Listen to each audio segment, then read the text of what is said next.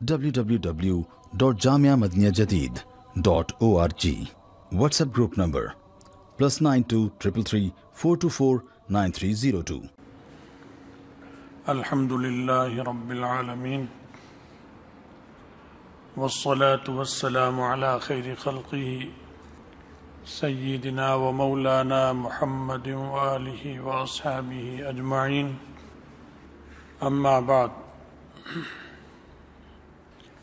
حدیبیہ کے موقع پر جب نبی علیہ السلام صحابہ کے ساتھ عمرے کے لیے سن 6 ہجری میں تشریف لائے تو انہوں نے کفار نے آپ کو حرم میں جانے سے روک دیا، عمرہ کرنے سے روک دیا۔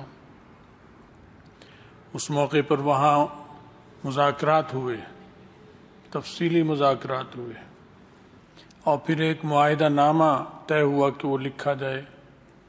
اس کی تفصیلات گزر چکی ہیں، 3-4 درسوں میں اس حدیث کی تفصیلات سن چکے ہیں آپ پچھلی باتوں کی۔ اب جب مذاکرات ہوئے تو اس میں ان کے آدمی نے، ان کا نام سہیل تھا، انہوں نے ایک شرط بڑی کڑی لگا دی کہ جو مسلمان بھی، جو آدمی بھی مکے سے بھاگ کر مدینہ منورہ جائے گا آپ اسے واپس کریں گے، ہمیں چاہے وہ مسلمان ہی کیوں نہ ہو، وہ واپس کریں گے۔ یہ بڑی تکلیف دہ چیز تھی اور مسلمانوں پر بھی سخت شاق گزری۔ انہوں نے کہا بھی کہ یہ کیسے ہو سکتا ہے۔ اسی عرصے میں وہ جو سہیل تھا، جو مذاکرات کر رہا تھا، لیڈر ان کا بیٹا جو مسلمان ہو چکا تھا، ابو جندل نام ہے، وہ آ گئے رسیوں میں جکڑے ہوئے، زنجیروں میں جکڑے ہوئے۔ انہوں نے مسلمانوں کے بیچ میں اپنے کو ڈال دیا کہ مجھے لے کے جاؤ۔ اب مذاکرات رک گئے، باپ پڑ گیا کہ واپس کرو، واپس کر دیا۔ لیکن یہ ایک ماحول بہت اضطراب کا ہو گیا، دلوں کا اضطراب، کہ ایک مسلمان آیا، اپنے کو ہمارے حوالے کیا، ہماری تعداد صحابہ کی 1500 کے قریب ہے، اور وہ ہمارے سے یوں چھین کر لے جا رہے ہیں اندر۔ حالانکہ ابھی مذاکرات ہو رہے ہیں، ابھی معاہدے پہ دستخط نہیں ہوئے، لیکن وہ زور دیا اس نے کہ نہیں، واپس کریں ورنہ میں مذاکرات ہی نہیں کرتا۔ نبی علیہ السلام نے یہ بات تسلیم فرما لی، کیونکہ آپ کی کوشش یہی ہوتی تھی کہ بات چیت سے معاملات جس حد تک طے ہوں کیے جائیں، تلوار اٹھانے کی نوبت آخر میں آئے تو آئے، ورنہ جہاں تک ہو مذاکرات اور سیاسی حل، سفارتی حل اس کا ہونا چاہیے۔ تو اس کا ابو جندل نے جو مسلمانوں کو آواز دے کے کہا، وَرَدُّوا إِلَى الْمُشْرِكِينَ وَقَدْ جِئْتُ مُسْلِمًا أَلَا تَرَوْنَ مَا قَدْ لَقِيتُ، دیکھتے نہیں میں کس حال میں زنجیروں میں جکڑا ہوا ہوں، میں مسلمان تمہارے پاس آیا ہوں تو کیا میں لوٹا دیا جاؤں گا؟ نبی علیہ السلام صبر کی تلقین بھی فرمائی آپ نے ان کو، اور بھی کوشش کی لیکن کامیابی نہیں ہو سکی۔ حضرت عمر رضی اللہ تعالیٰ عنہ پر بہت اس کا اثر تھا۔ وہ نبی علیہ السلام کی خدمت میں حاضر ہوئے، اس خیمے میں جہاں پر نبی علیہ السلام ہوں گے، اور انہوں نے آ کے بہت جذباتی انداز میں عرض کیا، الست نبی اللہ حقا، کیا آپ اللہ کے سچے رسول نہیں ہیں؟ تو قال بلا، آپ نے فرمایا کیوں نہیں؟ تو انہوں نے پھر عرض کیا، حضرت عمر رضی اللہ تعالیٰ عنہ نے، وعدونا علی الباطل، اور ہمارے دشمن باطل پر نہیں ہے،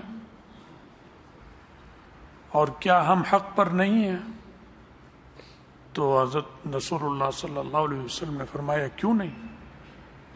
پھر انہوں نے اگلی بات کی کہ اس اپنے دین میں پھر ہمیں اس ذلت سے کیوں دوچار کیا جا رہا ہے؟ یہ جو مذاکرات میں ہو رہے ہیں کہ انہی کی بات تسلیم کر لی، یہ بھی تسلیم، یہ بھی تسلیم، یہ بھی تسلیم، جب آپ اللہ کے سچے رسول ہیں اور ہم حق پر ہیں، وہ باطل پر ہیں، پھر یہ ذلت، یہ رسوائی، یہ کیا مطلب؟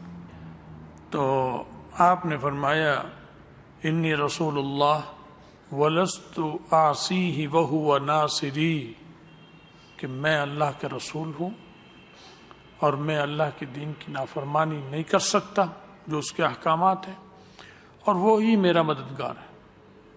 پھر میں نے کہا کہ اولیس کنت تحدثنا انا سنأتی البیت، آپ نے ہمیں یہ بات نہیں بتائی تھی کہ ہم بیت اللہ میں جائیں گے اور وہاں جا کے ہم طواف بھی کریں گے، اس کا عمرہ کریں گے؟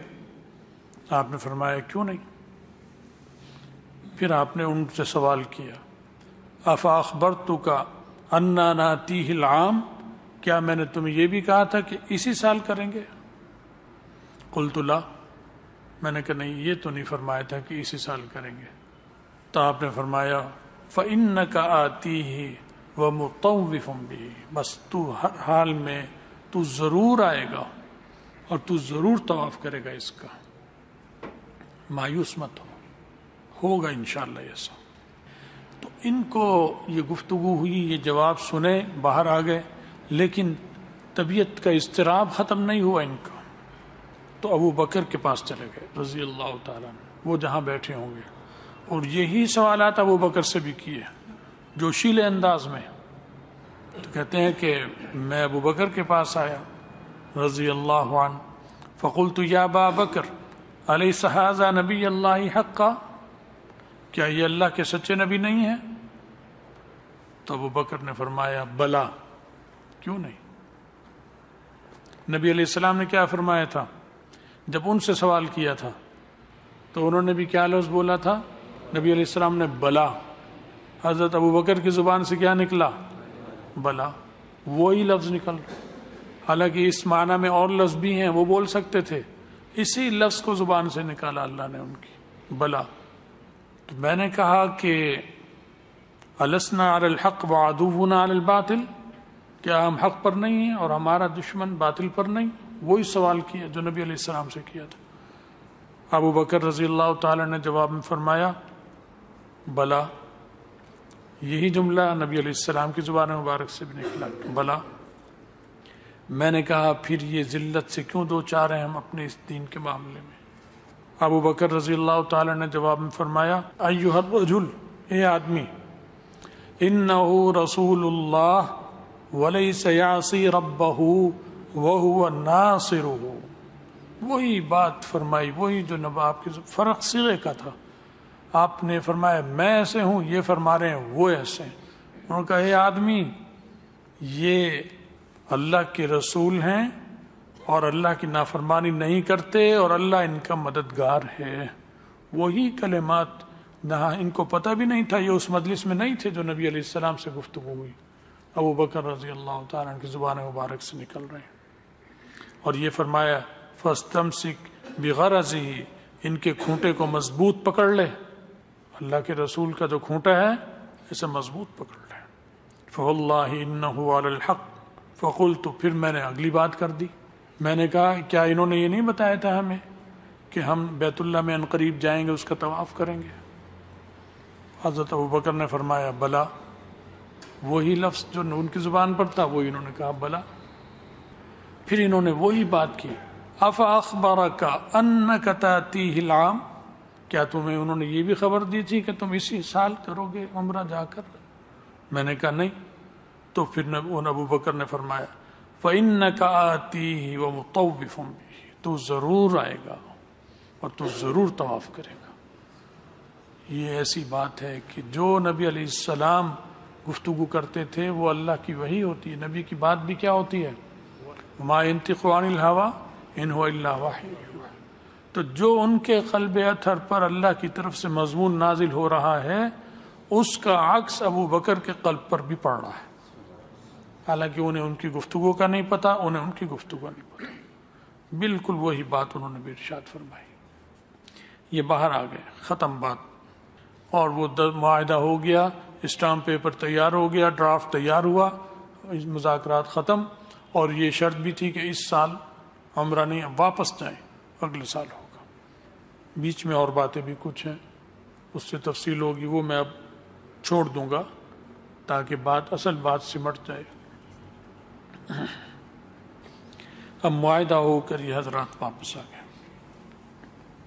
جب واپس ہو رہے تھے تو آیت نازل ہوئی قرآن پاک کی، انا فتحنا لک فتحا مبینا، اللہ نے آپ کو فتح مبین دی، ابو بکر آپ نے بلایا انہیں کہ عمر کہاں ہیں، کیونکہ عمر بہت پریشان تھے رضی اللہ تعالیٰ عنہ، وہ تو ہر چیز میں سمجھ رہے تھے شکست ہے، ہار گئے، دستبردار ہوتے چلے گئے، ہر بات ان کی مانی، مذاکرات میں جو بات انہوں نے کہا وہ تسلیم کر لی۔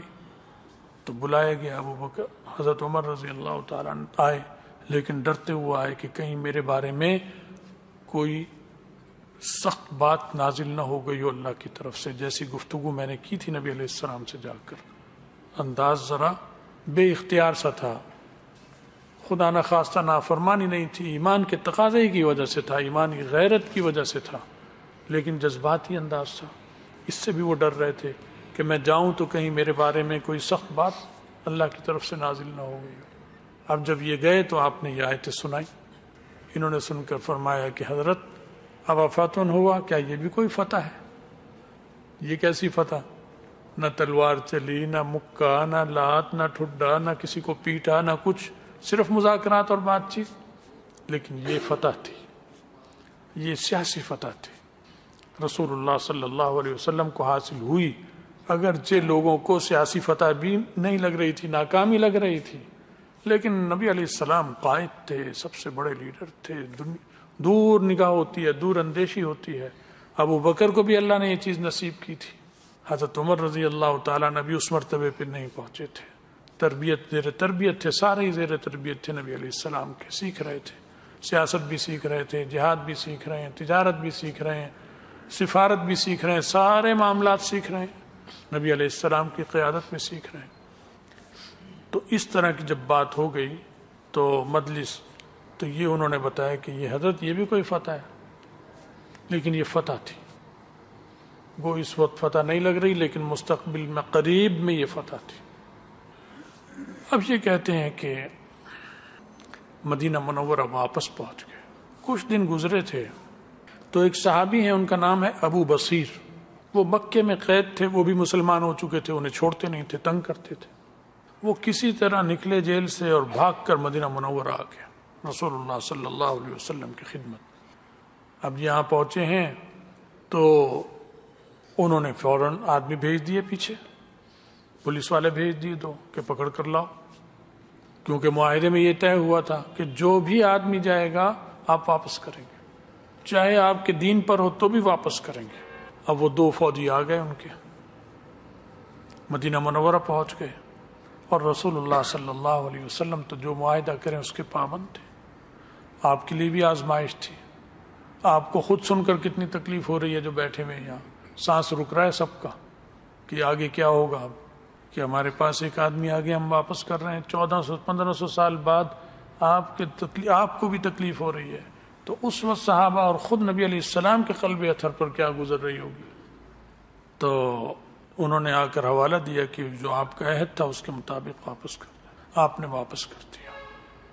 بہت سخت تکلیف رسول اللہ صلی اللہ علیہ وسلم کو روحانی اور قلبی ہو رہی تھی، لیکن معاہدہ تھا، نہ کرتے تو سارے عرب میں ان کا میڈیا نشر کر دیتا کہ دیکھو معاہدے کے خلاف کر رہے ہیں، تم کہتے ہو یہ سچے ہیں، کہاں سچے ہیں، معاہدہ ہوا اور معاہدے کے خلاف کر رہے ہیں، اس کا پاس نہیں رکھا انہوں نے۔ چنانچہ ابو بصیر رضی اللہ تعالیٰ عنہ کو ان کے حوالے کیا گیا، اب وہ لے کے چلے گئے۔ اب جب وہ لے جا رہے ہیں تو وہ مدینہ منورہ سے باہر ہی ایک مقام ہے جسے اب بیر علی کہتے ہیں آج کل، جہاں پر لوگ احرام باندھتے ہیں، مدینہ منورہ سے نکل کر وہاں پر جب پہنچے ہیں ذوالحلیفہ، تو وہاں انہوں نے کھانا وانا کھایا، بیٹھ گئے، اور یہ سب جانتے تھے ایک دوسرے کو، ابو بصیر انہیں جانتے تھے، وہ انہیں جانتے تھے، کیونکہ سارے مکے کے رہنے والے، اور آپس میں رشتہ داریاں، خود نبی علیہ السلام سے رشتہ داریاں صحابہ کی، وہ جو مخالف کافر تھے ان کی بھی رشتہ داریاں تھیں، تو ایک دوسرے کو سب جانتے تھے۔ تو اب یہ چل رہے ہیں، جب وہاں آئے باتیں کرتے ہوئے آ گئے، کھانا کھا رہے ہیں، کھجوریں کھائیں، یہ ناشتہ واشتہ کیا، تو ابو بصیر نے ان میں سے ایک سے کہا، ایک آدمی سے، واللہ انی لارا سیفک ھذا یا فلان جید، بخدا اے فلانے تیری یہ تلوار تو بڑی عمدہ ہے، بڑی نفیس تلوار ہے تیرے پاس، بڑی شاندار تلوار۔ وہ جوش میں آ گیا، اطراحٹ میں آ گیا، اور اس نے تلوار نکالی اور کہا ہاں ہاں بڑی شاندار تلوار ہے میری، اور میں نے اسے بڑا آزمایا ہے، لقد جربت بھی ثم جربت، بار بار آزمایا میں نے، بڑی عمدہ تلوار ہے۔ ابو بصیر نے دوستی کے انداز میں فرمایا ارنی انظر الیہ، ذرا مجھے دکھا تو دے، ذرا دکھا، میں دیکھوں تو صحیح کیسی ہے۔ اس نے اسی انداز میں، دوستی کے انداز میں، فوراً اس نے بے اختیار پکڑا دی۔ وہ جو انہوں نے پکڑی فوراً پھرتی سے پہلا وار اسے کر کر اسے وہیں ختم کر دیا۔ حضرت ابو بصیر رضی اللہ تعالیٰ عنہ نے، وہ تو مارا گیا۔ اب جو دوسرا تھا ساتھی، اس نے دوڑ لگائی، اٹھا اور مدینے کی طرف دوڑا، سیدھا پناہ کے لیے۔ مکے تو جا نہیں سکتا تھا، وہ تو 300 کلومیٹر دور ہے یہاں سے، اور مدینہ منورہ 7-8 کلومیٹر دور۔ وہ بھاگا، پیچھے پیچھے ابو بصیر، آگے آگے وہ بھاگ رہا ہے اور چیخ رہا ہے مجھے بچاؤ، مجھے بچاؤ، اب مارا گیا میں، اب مارا گیا، اب آ رہا ہے ابو بصیر مجھے مار دے گا، حتیٰ کہ مسجد نبوی میں پہنچ گیا رسول اللہ صلی اللہ علیہ وسلم کے پاس۔ وہاں جب پہنچا ہے تو اس نے یہی کہا، نبی علیہ السلام نے اسے آتا دیکھتے ہی اندازہ فرما لیا کہ یہ تو کوئی خوف کی چیز اس نے دیکھی ہے جس کی وجہ سے یہ بڑا بدحواس دوڑا چلا آ رہا ہے۔ اب جب نبی علیہ السلام کے پاس پہنچا تو کہنے لگا قتل واللہ صاحبی و انی لمقتول، بخدا میرا ساتھی تو مارا گیا، میں بھی ابھی مارا جاؤں گا، بچائیں مجھے۔ ابو بصیر بھی پیچھے پیچھے پہنچ گئے، انہوں نے بھی ظاہر سانس چڑھا ہوا ہوگا، دوڑ رہے تھے، کوئی بیٹھے تھوڑی تھے، اور انہوں نے کہا حضرت آپ نے تو مجھے ان کے حوالے کر دیا تھا، آپ بری ہو چکے ہیں، فارغ ہو گئے، آگے تو میں جانوں یہ جانے، آپ کے بارے میں کوئی چیز ایسی نہیں آئے گی، میں نے اسے قتل کیا، وہاں جا کر قتل کیا، اب تو ان کا اور میرا معاملہ تھا، آپ پہ کوئی حرف نہیں آئے گا۔ تو قد واللہ اوف اللہ ذمتک، جو آپ کے ذمے تھی اللہ نے وہ پورا کر دیا، آپ کو بری کر دیا، آپ پر سے بوجھ جو تھا وہ ہٹا دیا، اور آپ نے واپس کر دیا مجھے، اللہ نے مجھے نجات دے دیا۔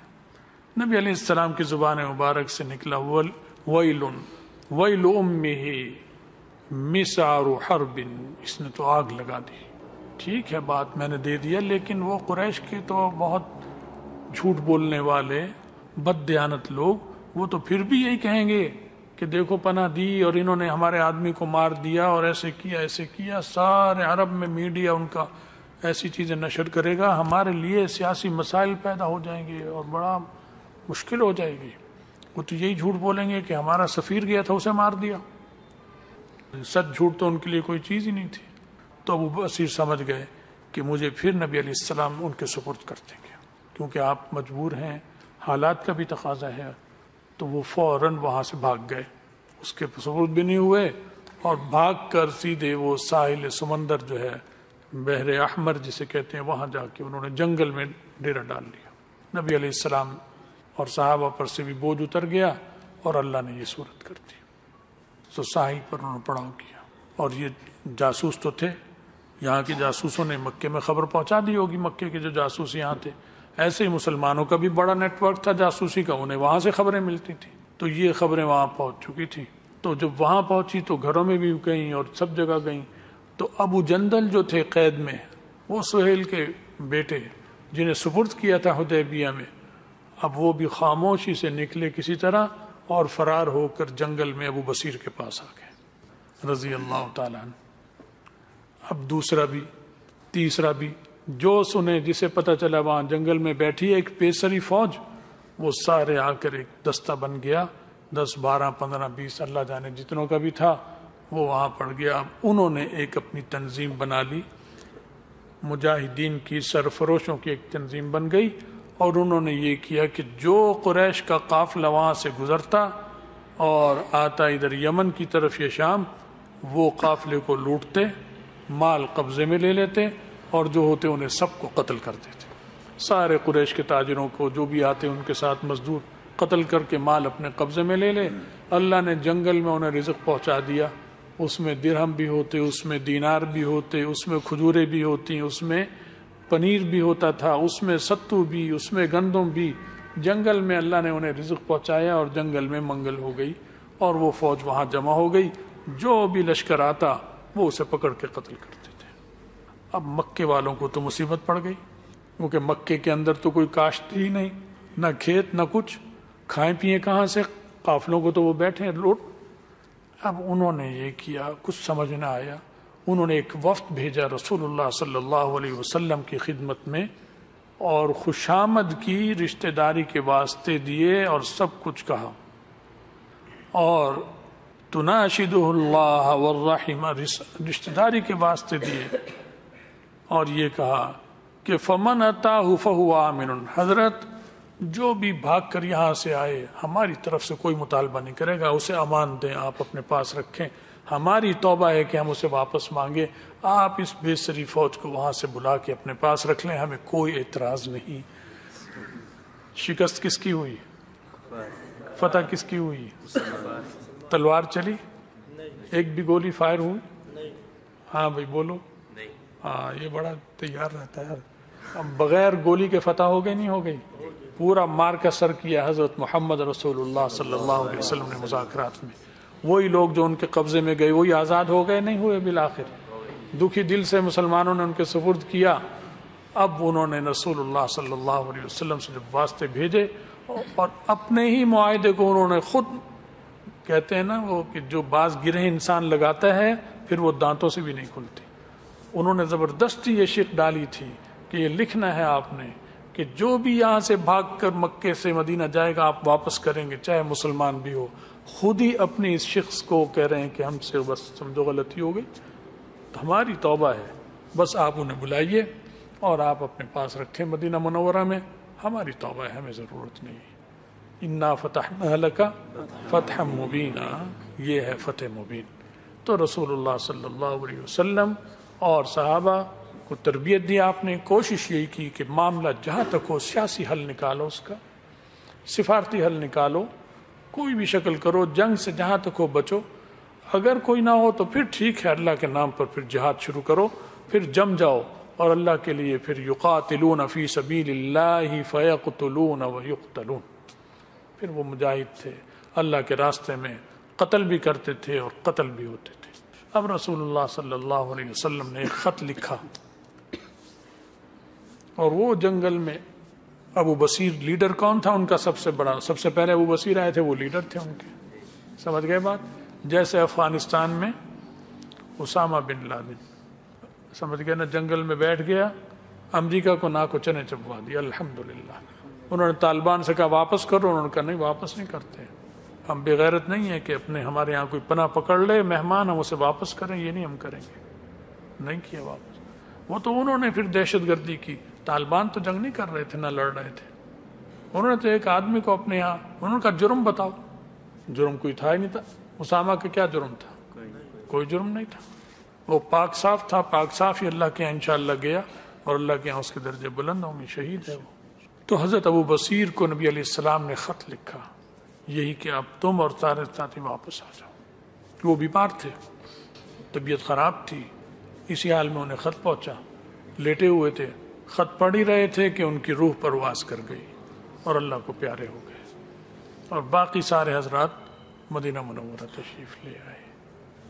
تو اللہ تعالیٰ نے اس طرح سے نبی علیہ السلام اور مسلمانوں کو کامیابی دی اور کفر کو ناکام کیا، اور ذلت آمیز شکست ہوئی ان کو، اور اس کا وہ عرصہ بھی گزرا، تھوڑا عرصہ گزرا، انہوں نے کہا آئندہ سال عمرہ کریں گے، تو آئندہ سال سب نے جا کر عمرہ کیا، اور وہ جو نبی علیہ السلام نے پیشین گوئی فرمائی تھی وہ ساری صحیح درست ثابت ہوئی۔ اللہ تعالی ہمیں اور آپ سب کو دین کی سمجھ بھی دے، دین پر عمل کی توفیق بھی دے، ہم سب کا خاتمہ ایمان پر فرمائے، اور آخرت میں رسول اللہ صلی اللہ علیہ وسلم کی شفاعت اور ان کے ساتھ نصیب فرمائے۔ انشاءاللہ آگے کو بس مختصر کریں گے، اس میں حضرت عمر رضی اللہ تعالیٰ عنہ کی اقتصادی پالیسی اور معاشی پالیسی کی 2-4 چیزیں ہیں، وہ آپ کو سنائیں گے۔ اللہ عمل کی توفیق دے، وآخر دعوانا الحمدللہ رب العالمین۔